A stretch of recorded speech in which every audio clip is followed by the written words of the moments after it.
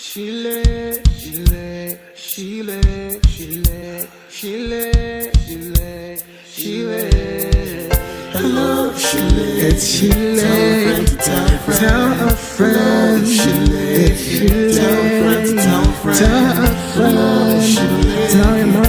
Tell your dad. Tell your sisters. Tell your brothers. Tell your uncles. Tell your aunts. Tell your nephews. Tell your cousins. Yeah. Man, it's she lit.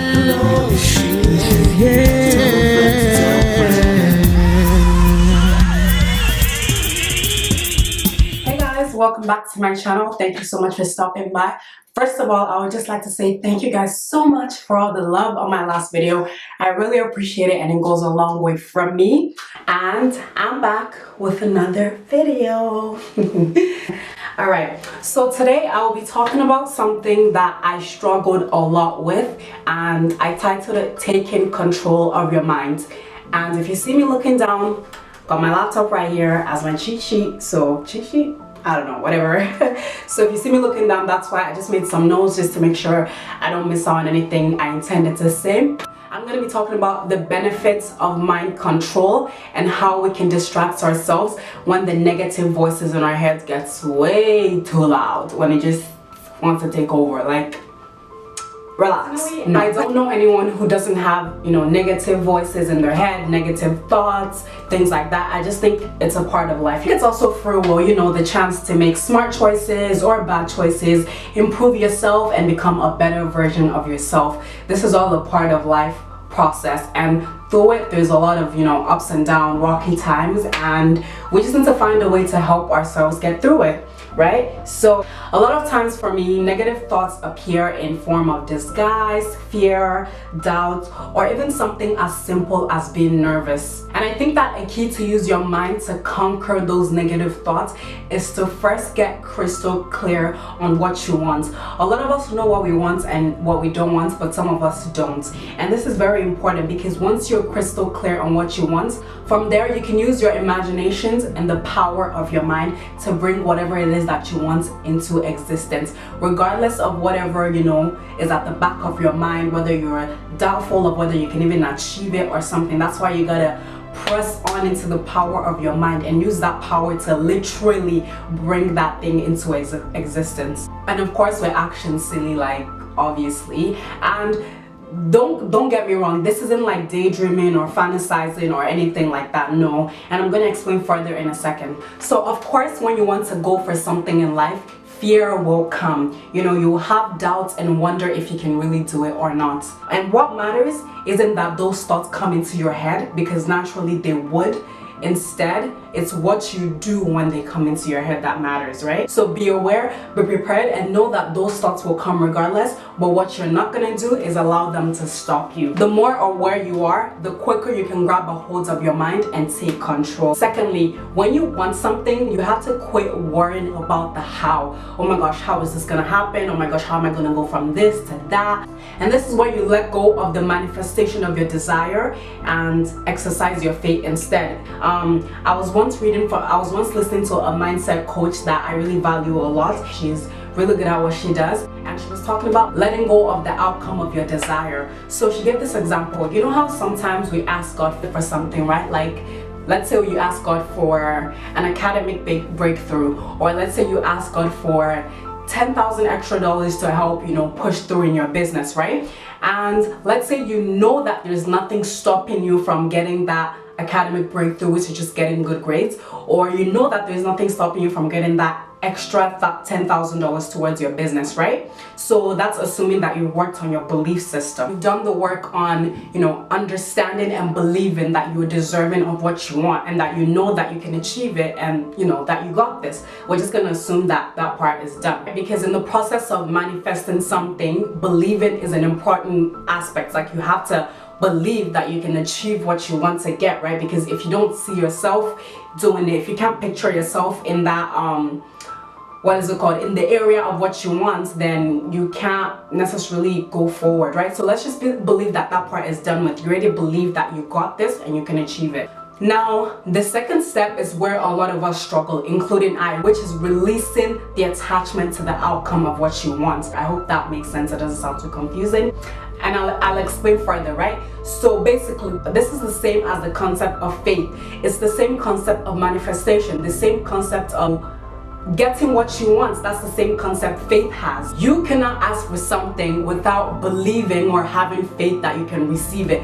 Like, let's say you've asked God for that $10,000, right? You've prayed about it or done whatever you needed to do, work towards, getting the $10,000, and then on Wednesday you can't. Let's say you prayed about it on Monday, for example. On Wednesday, you can't be saying like, oh my gosh, it's not here, I can't see it, where's the money? And then you're getting so desperate to get that $10,000. And so because you're putting so much pressure on getting this $10,000, you're more aware of the absence of it than of the presence of the money. Okay, so let's use another illustration. Let's say you've asked God for a certain position at your job, or it's just something you desire, apart from asking God. For those of you who are not, very religious, let's just say you want a higher position at your job. That's what you desire, that's what you've asked God for, right? And you are literally squeezing on to getting that desire that you can't think of anything else outside of it, right? Now here's the thing. If you do not know how to release attachment to the outcome of what you want, you are never going to be able to work your faith. You're never going to be able to manifest anything. Why? Because faith and believing, faith is literally proof. It's the substance of things not seen, and literally the evidence of something that you hope for. Like, it's proof that the thing is right there, even when it's not there. It means it's literally there. It means you don't have to worry about it. You already got it. So you're not looking back anymore to say, oh my gosh, is this thing really gonna happen? Am I really gonna be able to manifest this? Is this really gonna come to pass? You have to exercise your faith, the evidence of things not seen, the substance of things hoped for, right? So we're not going back to say, oh my gosh, remember, I'm supposed to get that extra $10,000 for my business. I'm supposed to get that A+. I'm supposed to get that vacation. We're not going back to do that, because we need to believe that we already have it. You will literally have to trust. Trust me, guys, you have to trust. And the most important part of this is to go back to the scenario of, okay, what if this thing doesn't happen? Am I actually going to be okay if this thing that I want doesn't manifest? Am I going to be able to go on without it? Am I going to be good? Am I going to be able to live and be happy regardless of whether or not I have it? And now this is what it means to release the attachment to the outcome, because you literally need to know that you'll be okay even if you don't have that thing, and move on without having it, and that's when it will begin to show up. If you can't move on without having it, then you're gonna be stuck without having it. You need to be able to move on with other parts of your life and be happy even without the manifestation of that thing yet. So this literally means pretending that whatever it is that you want, pretend that it's not gonna happen. So get excited, be happy, be good to go without that extra 10,000 showing up. When you're okay with it not even being there, that is when it really starts to happen. That is when it starts to show up for you. That is when you start to notice the presence of it rather than the absence of it. I get a little passionate when I'm talking about this, just because I'm trying to literally get you guys to be in my head and understand what I'm trying to say, even though I may not be able to put it in the best wordings. But when you can move on without having that thing, when you know that you're going to be fine the next day, even if that thing isn't there, when you know that you're still going to get excited and live happily in your current reality, that's when the thing begins to show up. But when you're so focused on the fact that it's not there, oh my gosh, when am I going to get it? God, please, I've already asked you yesterday, I'm asking you again today, please bring it my way. Then you're really focusing on the absence of whatever it is that you're asking for. The third thing I want to say, I don't even know if I'm on the third thing right now, I've lost count, but you guys can count, okay? You need to allow yourself to tap into the feeling that is associated with what it is that you want. Allowing yourself to tap into the feelings of what you want is different from literally holding on to what you want so much. How it is different? The first one is allowing yourself to picture what it would be like when you achieve what you want, right? Allowing yourself to see yourself in that manifestation. So say for example, I want to be the head girl of my school, right? There's a election going on, a campaign, and we're gonna run for head girl, blah blah blah blah blah. letting go of the attachments I have to what I want is being able to move on, knowing that even if I don't become head girl, I am still going to be fine. But tapping into the feeling of what I want is being able to see myself of the head girl of a whole school. You know what I'm saying? Because when you can't see yourself doing something, it's very hard to achieve that thing. If you can't picture yourself in it, if you can't picture yourself walking in that light, if you can't picture yourself walking in that power, then it's going to be hard for you to achieve it. So you have to allow yourself to tap into the feeling of what you want and really envision it for yourself. Like, oh my gosh, if I really had this, you know, if I was really the head girl, these are the things I would be doing. This is what it would be like. Notice how good it would feel to have it.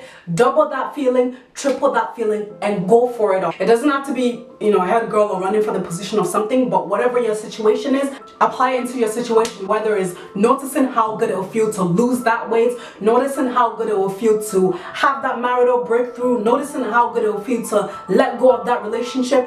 Envision yourself, see yourself in it, see yourself walking in the manifestation of that desire.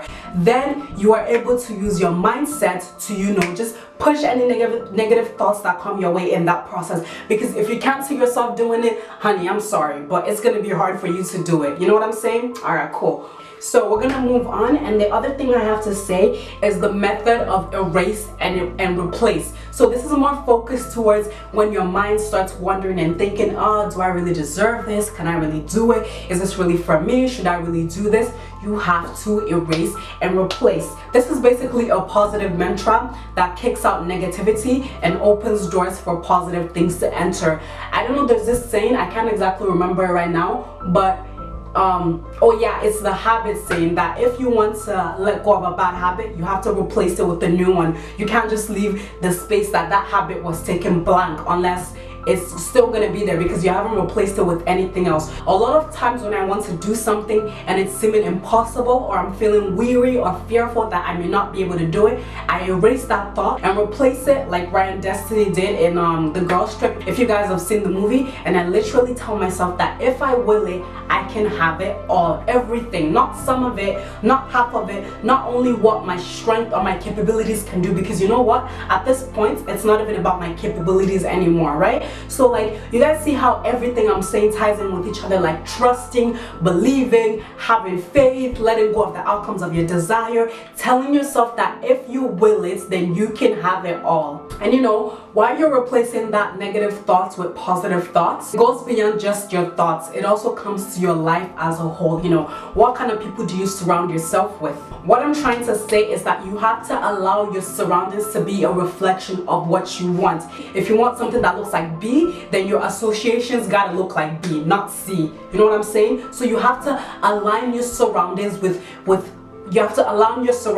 the characteristics of whatever it is that you want, because it is impossible to produce what you do not associate yourself with. All right, moving on. The next thing I want to talk about is cutting off any false, inaccurate, or distracting thoughts that takes you away from your true goals and your intentions in life. Let me tell you, you can't afford to allow things that unnecessarily take your time. You can't even afford to do that. You know, matters that don't concern your purpose, that don't concern your destiny, that don't align with where you're trying to go, things that you won't even remember 5 years from now, 10 years from now, or the people that are involved in it. You simply just do not have time for that. And this is why we need to stop allowing unnecessary things to rent space in our head, because sis, they do not pay your bills. Or bro, because I feel the guys probably feel left out. They do not pay your bills.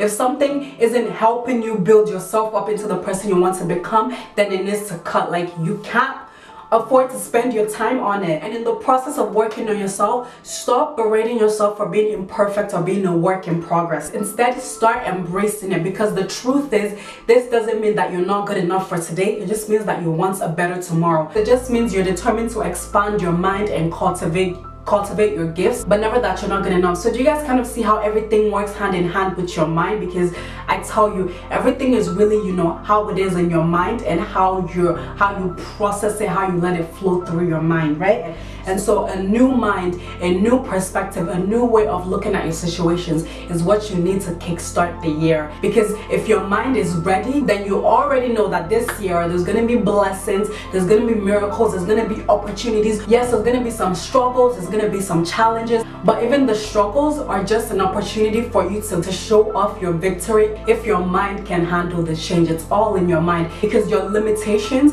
they only live in your mind. If you can get your mind out, you can get your money out, you can get your academic out, you can get your prosperity out, and all the possibilities that you can get out, it's all limitless. Lastly, I just want to tell you, stop allowing your minds to play games on you. Believe in whatever it is that you want so much that it has no choice but to materialize, that it has no choice but to manifest. If you fix your thinking, trust me, a lot of things will be fixed.